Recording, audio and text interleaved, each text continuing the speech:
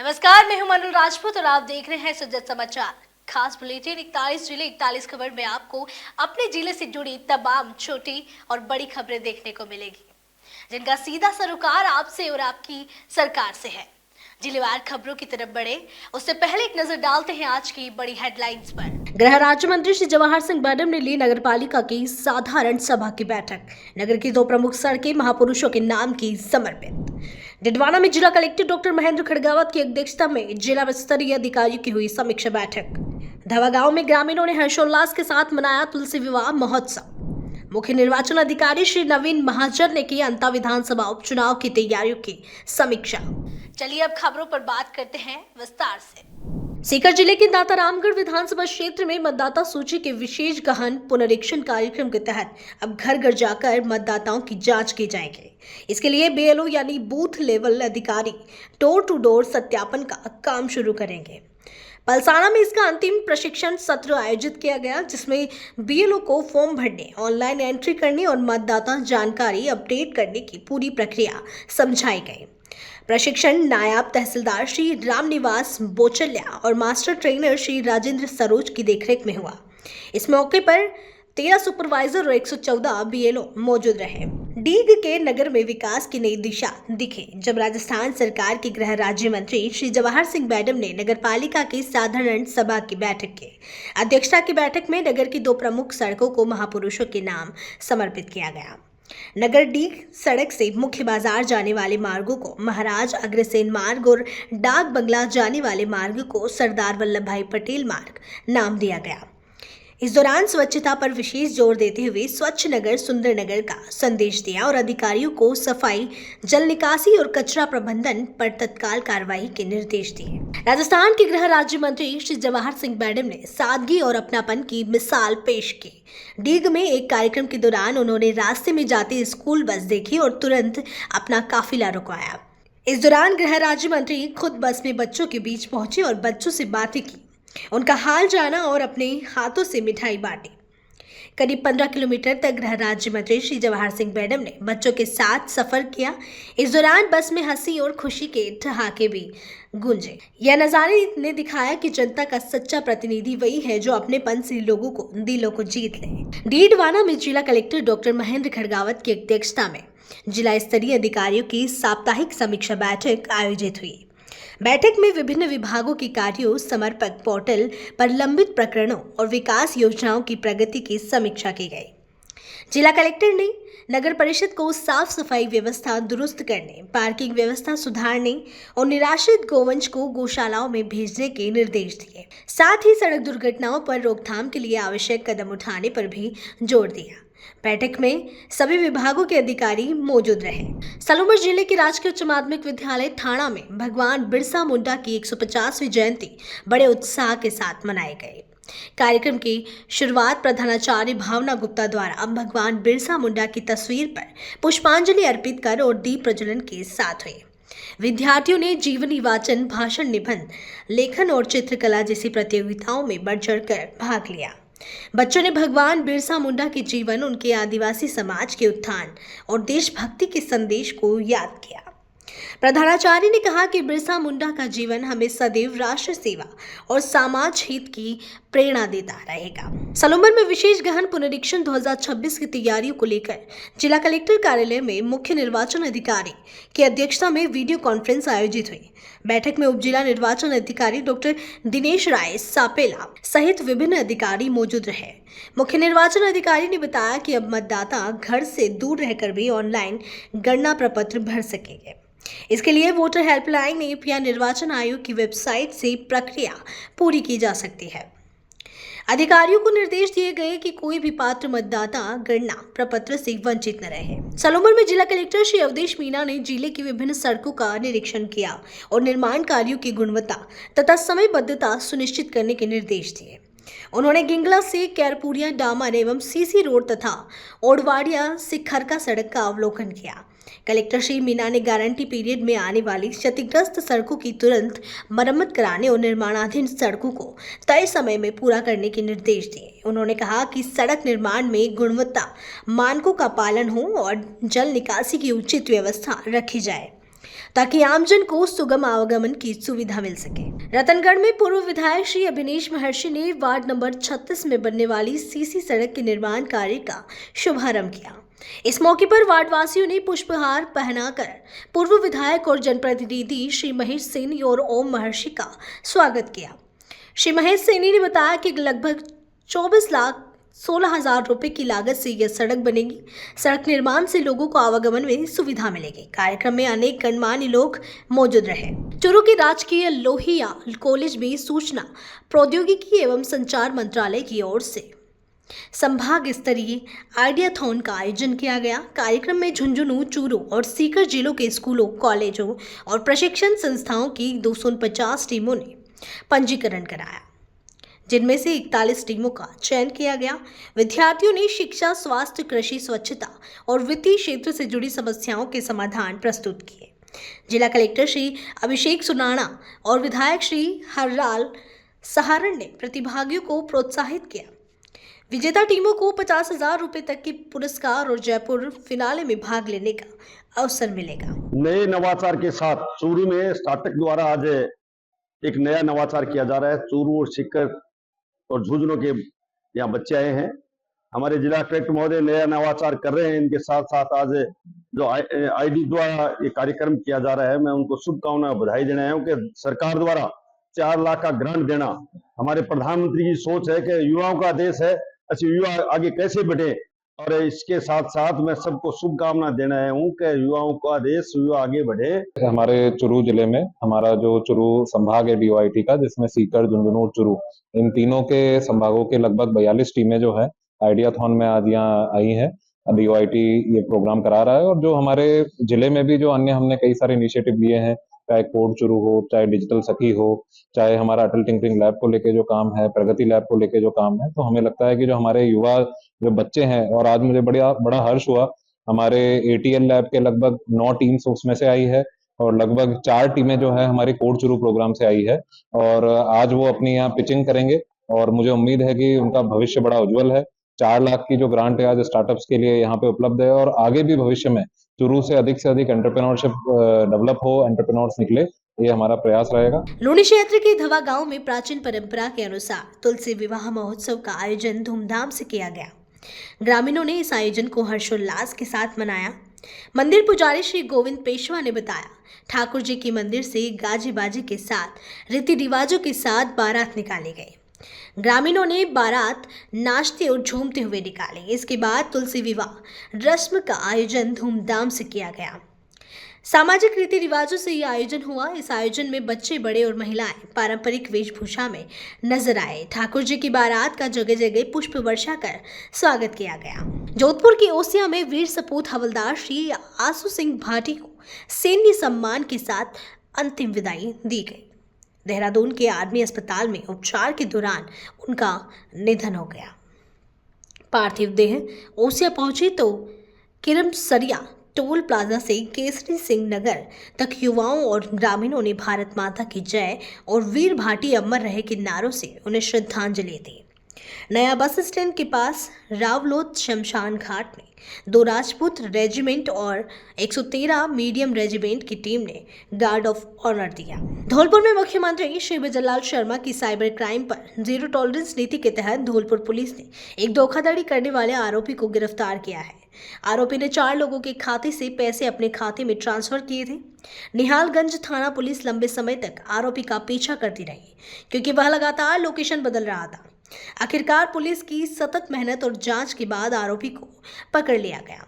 मुख्यमंत्री श्री शर्मा ने पुलिस को स्पष्ट निर्देश दिए हैं कि अपराध और अपराधियों को किसी भी हाल में बख्शा नहीं जाएगा। रेलमगढ़ क्षेत्र के कोटड़ी राजकीय उच्च माध्यमिक विद्यालय में बिरसा मुंडा पखवाड़े के अंतर्गत ब्लॉक स्तरीय कार्यक्रम आयोजित हुआ। कार्यक्रम में निबंध, भाषण, चित्रकला और कविता प्रतियोगिताएं संपन्न हुई। भाषण प्रतियोगिता में प्रियंका शर्मा प्रथम स्थान पर रहे। निबंध में कीर्ति सोनी ने पहला स्थान प्राप्त किया। चित्रकला में प्रियंका शर्मा और कविता में प्रतिभा गोठवाल ने प्रथम स्थान प्राप्त किया। इस अवसर पर क्षेत्रीय शिक्षक और गणमान्य नागरिक उपस्थित रहे। अंतर विधानसभा उपचुनाव 2025 में 100% मतदान सुनिश्चित करने के उद्देश्य से मतदाता जागरूकता साइकिल रैली आयोजित की गई। पीएमश्री विद्यालय से शुरू हुई रैली मांगरोल मुख्यालय से होकर बमोरी तिराहा तक निकाली गई। प्रतिभागियों ने मानव श्रृंखला बनाकर मतदान के प्रति जन जागरण के नारे लगाए और 11 नवंबर को मतदान में भागीदारी का संकल्प लिया। बीएलओ एवं शिक्षण गणों के मार्गदर्शन में मतदाता सूची, मतदान केंद्र और पंजीकरण प्रक्रिया की जानकारी भी दी गई। युवा मतदाताओं को पंजीकरण के लिए प्रेरित किया गया। 12 में 4 नवंबर से विशेष गहन पुनरीक्षण अभियान शुरू हुआ। जिला निर्वाचन अधिकारी श्री रोहिताश्व सिंह तोमर और स्वीप नोडल अधिकारी श्री राजवीर सिंह चौधरी के निर्देश पर मतदाता सूची में 100% भागीदारी सुनिश्चित करने के लिए जागरूकता कार्यक्रम आयोजित किया गया। कार्यक्रम में स्वीप सह प्रभारी श्री अमित भार्गव ने बताया कि गणना फॉर्म जमा कराकर हर पात्र मतदाता सूची में शामिल हो सकता है। मानव श्रृंखला और पोस्टर के माध्यम से एसआईआर संदेश फैलाया गया। महाविद्यालय प्राचार्य डॉक्टर डोली माहेश्वरी और अन्य अधिकारी उपस्थित रहे।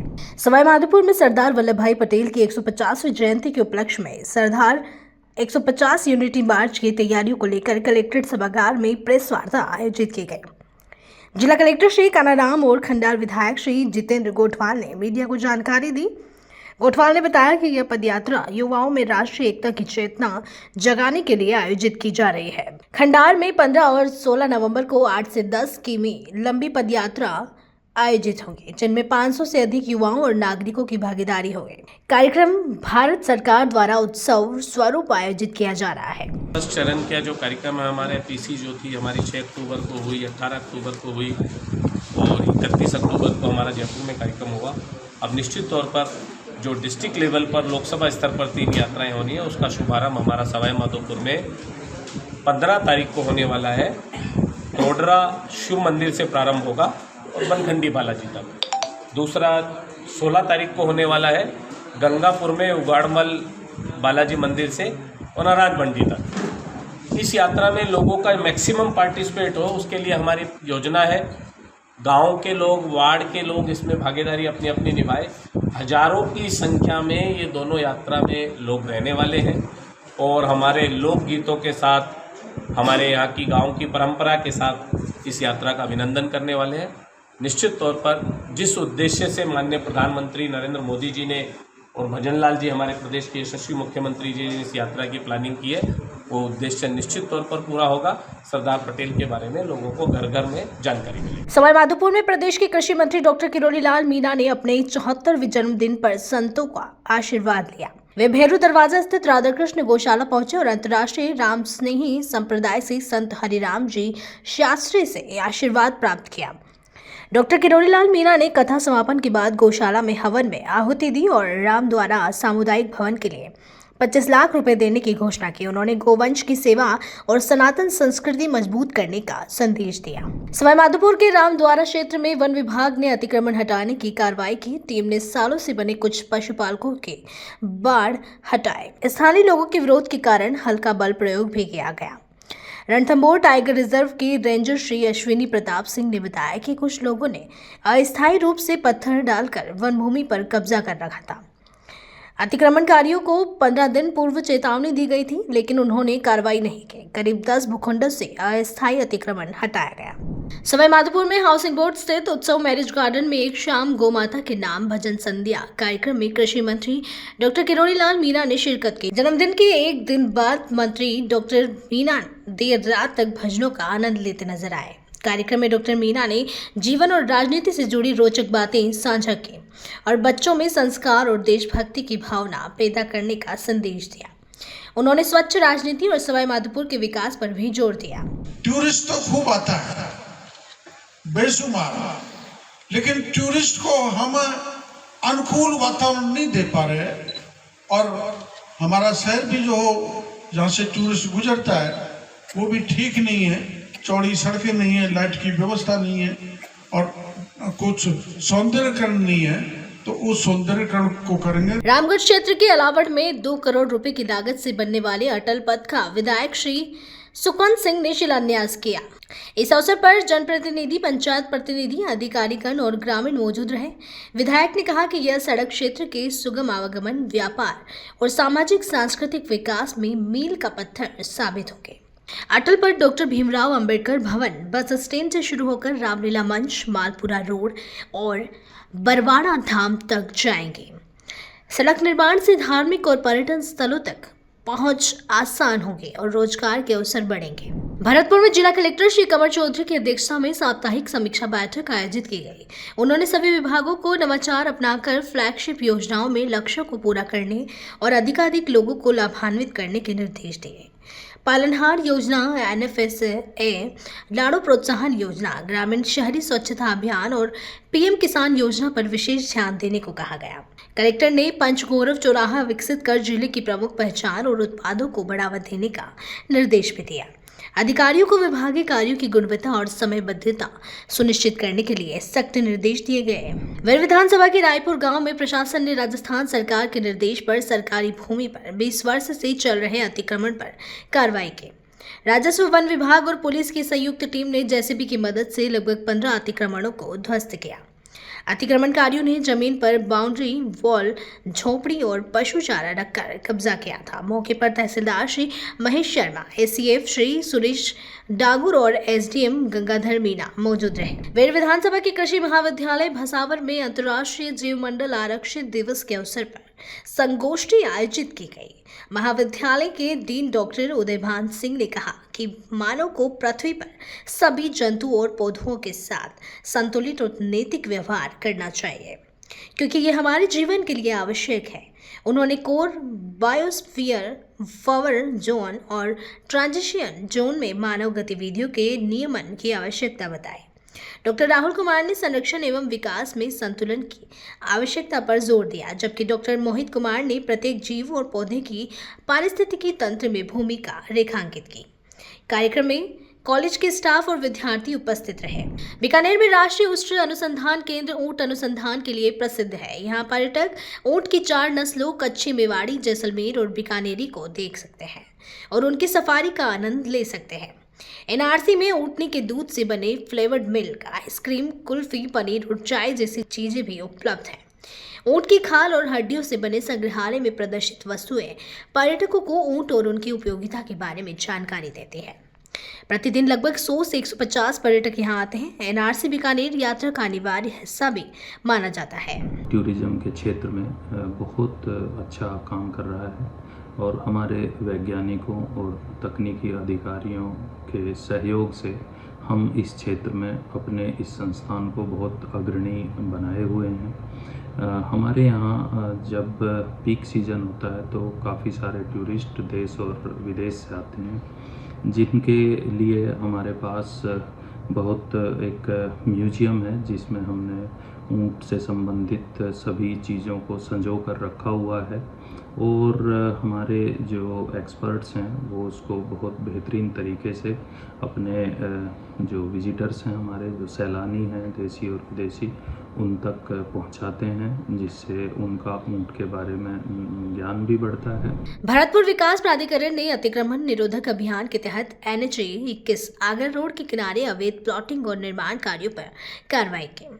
ग्राम नगला, चांदमारी नगला, गोपाल बरसों घसोला, नगला बड़ताई, नोह और बहनेरा क्षेत्रों में JCB मशीनों से अवैध कॉलोनियों और निर्माणों को ध्वस्त किया गया। मौके पर अतिक्रमणकारियों को चेतावनी दी गई कि वे नियमानुसार लेआउट अनुमोदन कराएं। प्राधिकरण ने स्पष्ट किया कि बिना स्वीकृति के किसी भी निर्माण पर सख्त कार्रवाई की जाएगी। अभियान में तहसीलदार और अन्य अधिकारी मौजूद रहे। अतिक्रमण विरोधी कार्रवाई लगातार जारी रहेगी। राजस्थान विधानसभा अध्यक्ष श्री वासुदेव देवनानी की पत्नी इंदिरा देवनानी का निधन हो गया है। 5 सागर रोड स्थित निवास स्थान से उनकी अंतिम यात्रा निकाली गई। मुख्यमंत्री श्री भजनलाल शर्मा भी उनके निवास स्थान पर पहुंचे और पार्थिव देह पर श्रद्धांजलि अर्पित की। इस दौरान सहकारिता मंत्री सहित कई मंत्रीगण भी मौजूद रहे। राजस्थान के 18 जिलों की टीमें कोटा में आयोजित प्रथम प्रदेश स्तरीय बधिर क्रिकेट प्रतियोगिता में भाग लेंगी। यह आयोजन राज्य सरकार की सामाजिक न्याय एवं अधिकारिता विभाग की ओर से संचालित बाधित बल विकास केंद्र के स्वर्ण जयंती कप 2025 के तहत किया जा रहा है। 5 से 7 नवंबर तक जेके पेविलियन और आरएसी ग्राउंड में 300 से अधिक खिलाड़ी मैदान में उतरेंगे। टूर्नामेंट का शुभारंभ डायरेक्टर श्री केसरलाल मीणा और जिला कलेक्टर श्री पीयूष समारिया करेंगे। आयोजकों का कहना है कि इससे बच्चों का आत्मबल बढ़ेगा और वे समाज की मुख्य धारा से जुड़ेंगे। विजेताओं को ट्रॉफी और पुरस्कार भी प्रदान किए जाएंगे। बाधित बाल विकास केंद्र golden jubilee cup in memory of सेठ श्री गणेशी लाल जी रानीवाला 5, 6, 7 नवंबर को जेके पवेलियन में होने जा रहा है। यह एक अंडर 19 स्टेट लेवल बॉयज, दिव्यांग बॉयज, हियरिंग डिसेबल्ड बॉयज का टूर्नामेंट है जो राजस्थान में पहली बार हो रहा है और मुझे लगता है भारत में पहली बार हो रहा है। यह एक रोटेटिंग कप है जो हर 3 साल खेला जाएगा। विशेष तरह का टूर्नामेंट है जहाँ पे विशेष स्पेशली एबल्ड लोग जो हैं इसमें पूरे राजस्थान से लगभग 300 बच्चे आएंगे।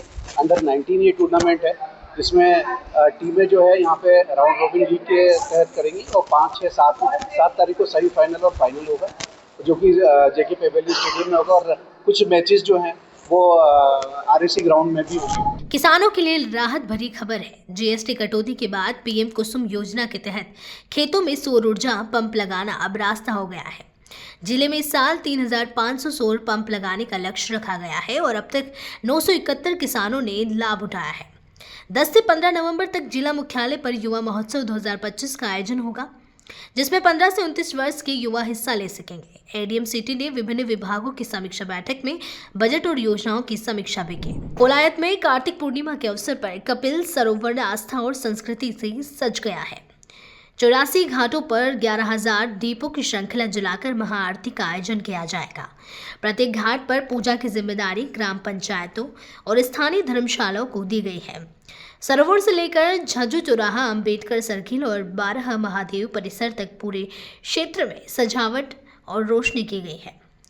श्रद्धालु और पर्यटकों के लिए सेल्फी पॉइंट बनाए गए हैं। सुरक्षा और व्यवस्थाओं के लिए मेला अधिकारी, एसडीएम और पुलिस ने विशेष इंतजाम किए हैं। अंता विधानसभा में 11 नवंबर को उपचुनाव होने हैं। इसके लिए राजस्थान के मुख्य निर्वाचन अधिकारी श्री नवीन महाजन 12 पहुंचे और मिनी सचिवालय सभागार में पत्रकारों से मुखातिब हुए। उन्होंने बताया कि चुनाव को शांतिपूर्ण और सुचारू ढंग से संपन्न कराने के लिए जिला प्रशासन और पुलिस ने पुख्ता बंदोबस्त किए हैं। लगभग 3300 सुरक्षा बल तैनात किए जाएंगे। साथ ही सीपीएमएफ, बीएसएफ और आरएसई की भी कंपनियां तैनात रहेंगी। इस बार का उपचुनाव पॉलिथीन मुक्त होगा और कई नई व्यवस्थाएं लागू की गई हैं। 12 जिले के अंता विधानसभा के लिए जो बाई इलेक्शन 11 नवंबर को जिसके लिए मतदान होगा, उनकी तैयारियों की समीक्षा के लिए आज हम लोगों ने ज़िला प्रशासन और उनकी पूरी टीम के साथ समीक्षा बैठक ली। समीक्षा के बाद पाया गया कि ज़िला प्रशासन और पुलिस ने जो पुख्ता बंदोबस्त हैं चुनाव को शांतिपूर्ण तरीके से संपन्न कराने के लिए मुकम्मल कर लिए हैं। पर्याप्त मात्रा में हम लोग सुरक्षा बलों की इसमें तैनाती करेंगे। लगभग 3,300 के आसपास का जो जाब्ता है वो इस चुनाव को संपादित कराने के लिए डिप्लॉय किया जाएगा। 41 जिले 41 खबर बुलेटिन में आज के लिए इतना ही। फिर मिलेंगे नई खबरों के साथ। तब तक के लिए देखते रहिए सुजय समाचार और हमारे चैनल को लाइक, सब्सक्राइब और शेयर करना ना भूलें। धन्यवाद।